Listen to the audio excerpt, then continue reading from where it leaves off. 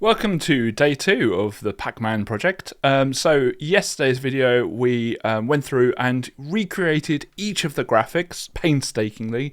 I believe there were 20 different tiles that we had to do, and we need some way of importing them into Clickteam so that it creates that wonderful map.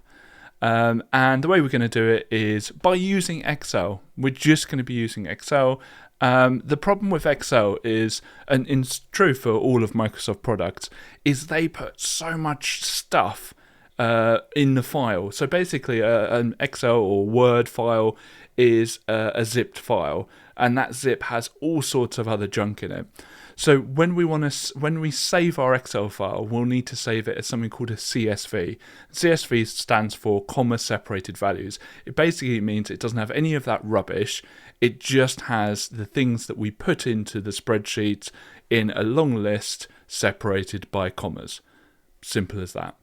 And obviously rows. So it has like, is it /R/N or something at the end of each row? But each of the cells in a row are separated by commas, which is going to be really useful.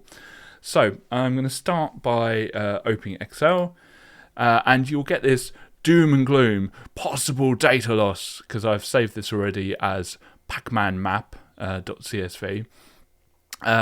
You can just absolutely ignore that. That's saying that if you have sort of cool, like, I'm going to put this in red, or I'm going to have a beautiful purple background, or even some of the more advanced stuff like different sheets or graphs or whatever, CSV is not going to store any of that, because literally it is the values in these cells separated by commas. Okay, so don't show me again. I know what I'm doing. Don't worry. Don't worry, Excel. Don't worry, Microsoft. I know what I'm doing. Okay, so yesterday what we did was we numbered each of these, and the number was corresponding to the direction of each of the graphics, because we're storing them in one active, this super active here, and that's going to do all the heavy lifting for us, because all we need to do then is tell Clickteam when it imports it which direction to point it at, and that will be the different graphics. So this is the tedious bit. Looking here, we start with 0, and don't worry if you're panicking. I'm not going to go through the entirety of this on video, but we'll start off. So, oh, actually, I might have come to. I don't think I've coded this one. Oh no, you've probably already already spotted that from yesterday's video, but there we go. Okay, so I need to code these parts as well. I've just spotted it. That's really irritating. But this is why we check our work. So all of these could be 4. So we've got 1, 2, 3, 4, 5, 6, 7, 8, 9, 10, 11, 12. So we've got 12 4s in a row. And so we're going to open our spreadsheet, and we're going to put 1, 2, 3, 4, 5, 6, 7, 8, 9, 10, 11, 12. And then we've got this new one here. So I'm just going to pause it now and pretend that I have already coded these ones. Okay, so we're up to 22 tiles. Whoops. Okay, so we've got 21 and 22 there. So I'm going to add that. So 21, 22. Now, we also can benefit from the fact that this is symmetrical. So we should have 12 here. So 1, 2, 3, 4, 5, 6, 7, 8, 9, 10, 11, 12. Perfect.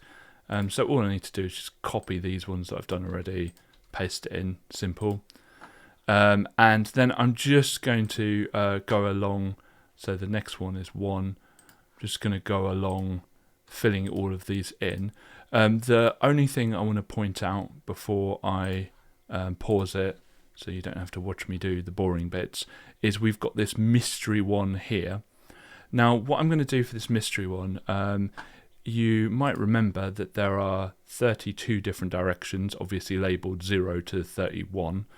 I'm going to label the missing ones, the ones that have the yum-yums in them, as 32. And the reason for that is there isn't a 30-second direction.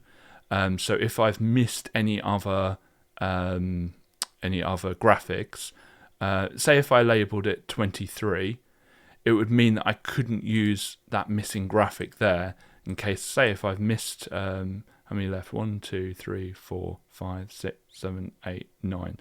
So there are 9 slots left. I want to keep those available. So I'm going to label all black tiles 32.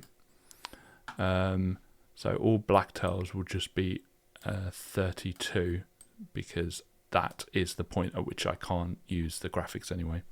So what I'm going to do is I'm going to pause this, fill all of this out laboriously, and get back to you when I'm done. So I'm working my way through this, and I've just noticed another mistake. So I haven't coded this one or these ones either. So that would be 23, 24, 25, 26.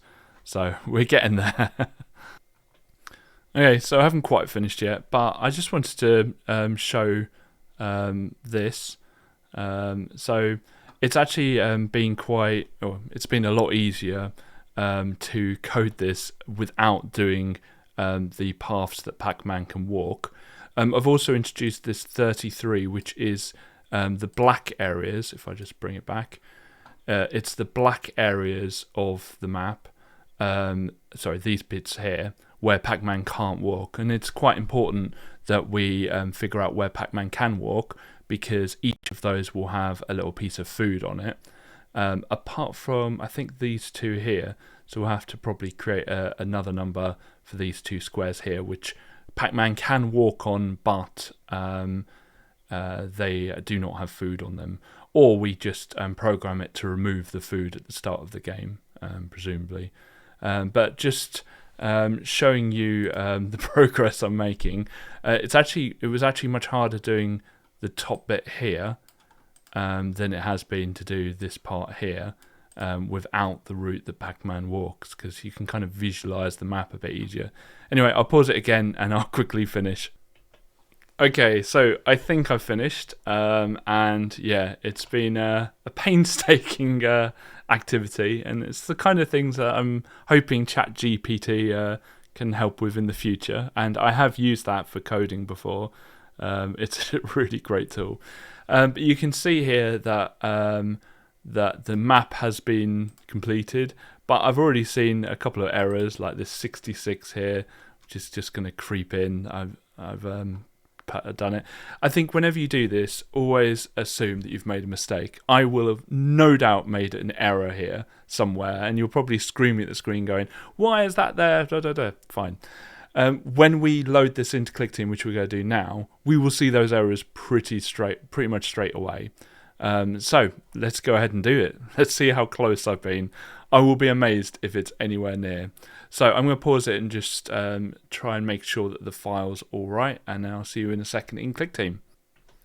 So I'm a bit rusty about how we're going to go about doing this. And what I want to do is I want some function that will go through all of this data in Clickteam and load it. And I can put it onto an array then.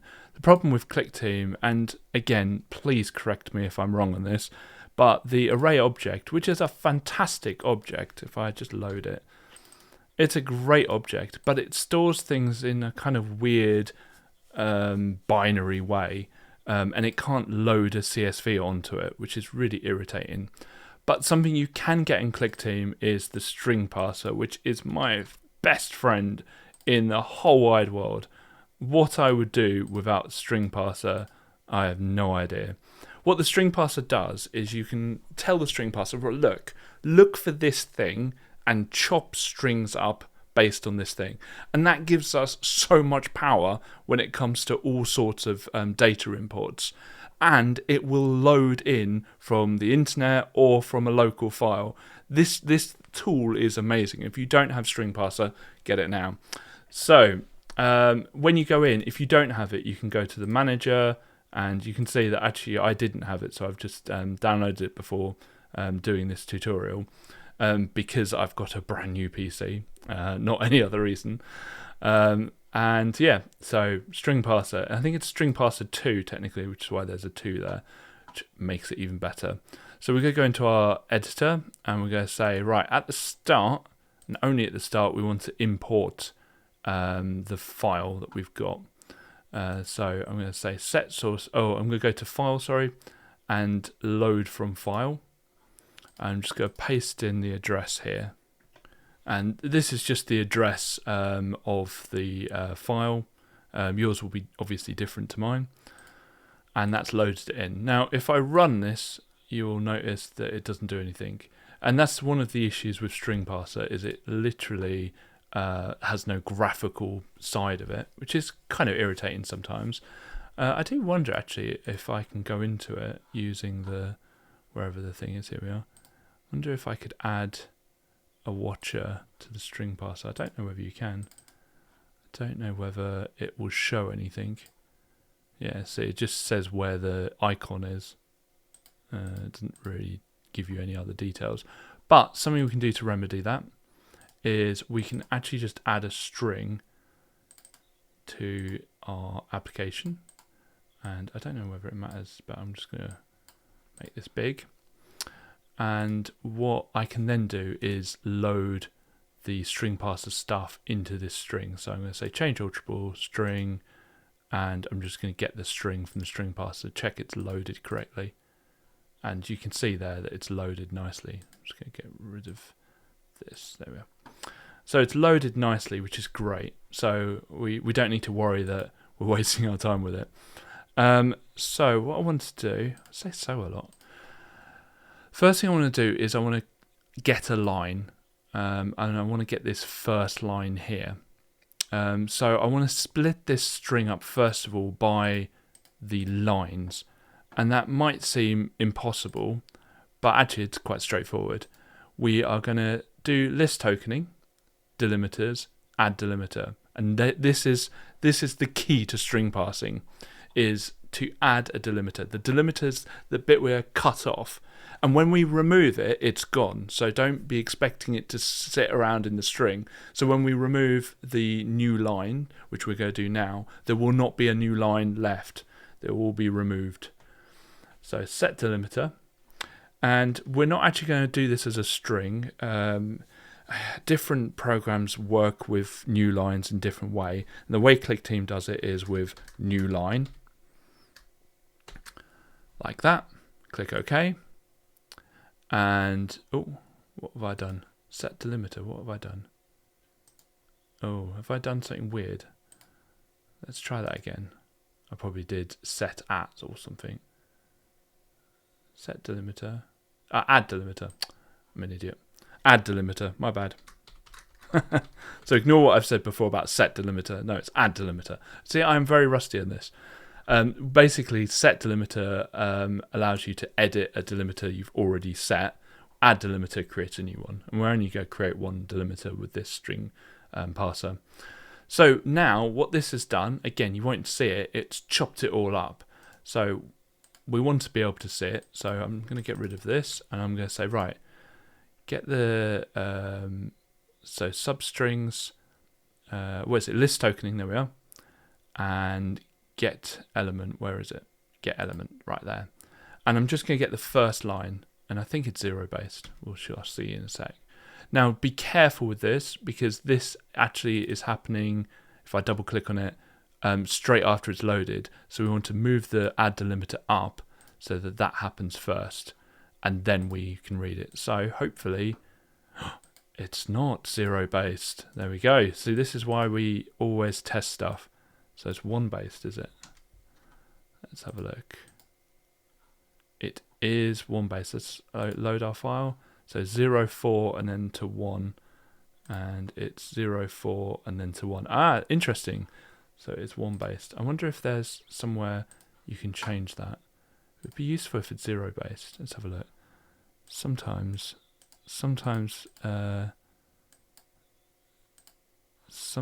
there's an opportunity to change that, but I don't think there is. Maybe there is in somewhere in here, settings.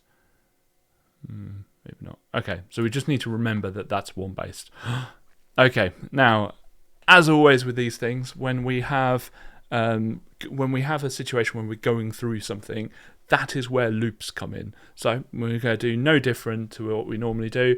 Is we're going to create a loop, and where are we? So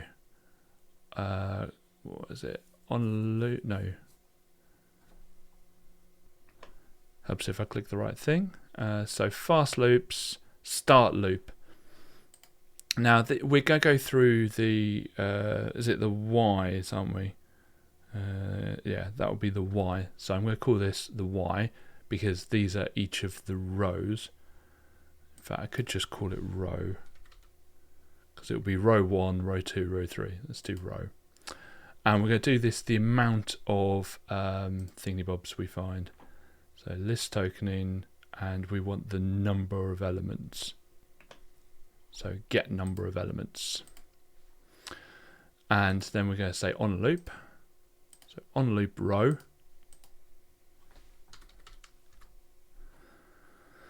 Now what I can do is to check this, I can put a nice little counter. Because we know roughly how many rows we should see. All I'm going to do is just add one each time. So add to counter 1. Just check that we've got it. 31, yeah, that looks good. Always check. Okay. Now, the point now that we're at is we've got the first row, the second row, the third row, etc.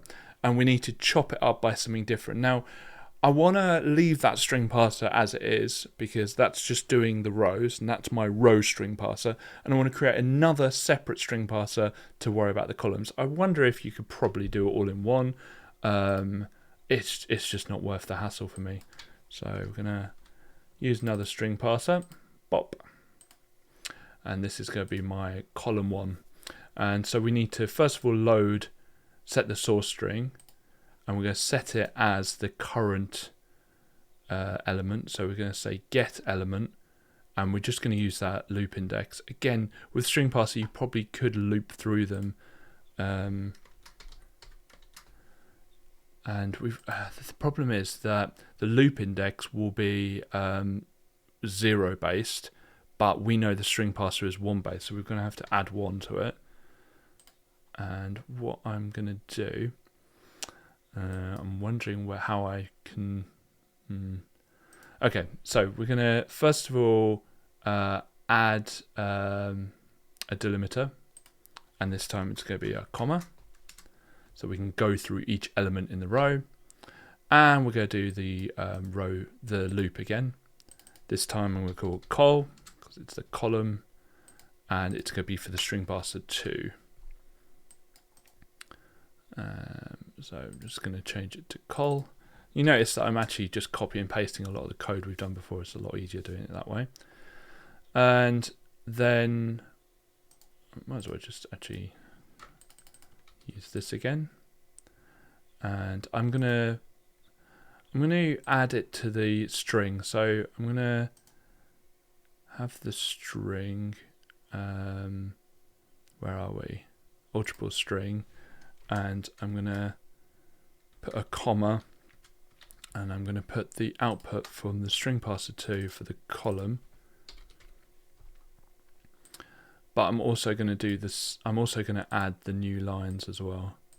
So I'm basically just recreating, new line. I'm recreating the CSV in that string to check it all works, and always check. Okay, so what have we got? That looks alright. Does that first line look a bit long? That's what I'm asking myself at the moment. I don't think, I can't really stretch it out. I think that's alright, but you notice that the new lines are coming at weird places. So let me just investigate that.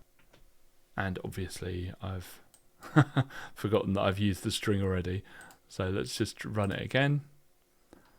And we've got text because that's what's written in the string already at the start.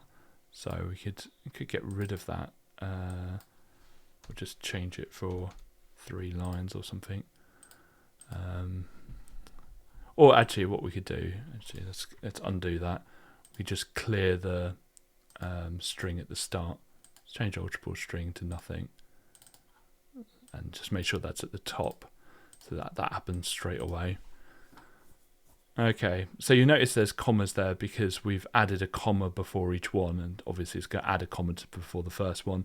But all the data there, if we open our thing above, all the data there looks absolutely perfect, which is really important we establish now, because I'll be panicking later on that the graphics aren't quite working or that there's some other error. Always check as you go along, and I've said that an awful lot. Unfortunately, we've come to the end of this video, and I really wanted to load the graphics, but we're not going to be quite there just yet in today's video. But join us tomorrow, and we're going to use this to create an array. I'm much happier using Clickteam's arrays. They're really great. So we're just going to use this to create the array and load the graphics. And I think that hopefully will be enough for tomorrow's video. So thank you very much, and I'll see you then.